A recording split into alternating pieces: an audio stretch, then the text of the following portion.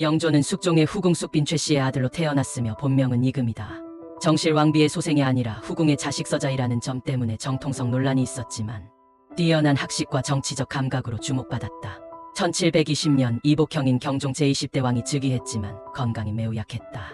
당시 노론과 소론 간의 당파 싸움이 심했는데 노론은 왕세제 즉 연인군이었던 영조를 지지했고 소론은 경종을 지지했다. 경종이 즉위한 지 4년 만인 1724년 갑자기 사망하면서 영조가 왕위에 올랐다. 이 과정에서 독살설 등 논란이 많았으나 결국 영조는 조선의 21대 왕이 되었다. 영조는 즉위 후 강력한 개혁 정치를 펼쳤다.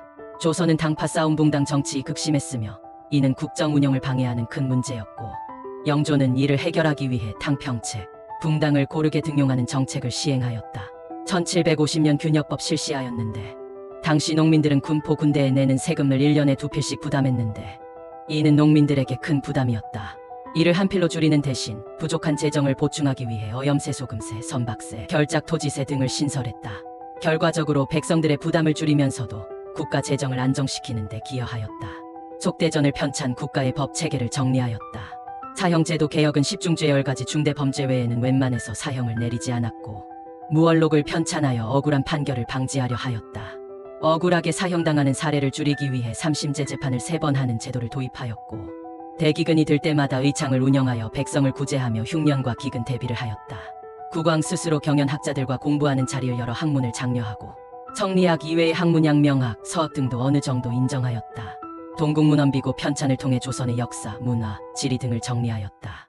이모화변 1762년 영조의 가장 큰 논란은 아들 사도세자를 죽인 사건이다. 사도세자는 영조의 아들이지만 정신적 불안과 아버지와의 갈등으로 인해 심한 압박을 받았고 사도세자는 점점 이상 행동을 보이며 신하들과 갈등을 빚었고 왕위 계승 문제로 논란이 일었다. 결국 1762년 이모년 영조는 사도세자를 뒤주살 넣는 나무상자에 가두었고 사도세자는 8일 만에 아사했다.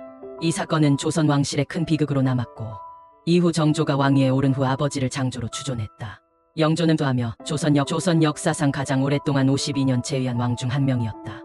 말년에는 신경질적인 성격이 심해졌으며 조정 운영도 점점 어려워졌다. 1776년 3세의 나이로 승하하였고 그의 손자인 정조가 즉위했다. 영조는 조선의 안정과 개혁을 위해 노력한 군주였지만 동시에 정치적 갈등과 가족 간의 비극을 남긴 인물이기도 하다. 그의 통치는 조선 중후기의 중요한 전환점이었으며 이후 정조 시대의 개혁 정책으로 이어지는 기반이 되었다.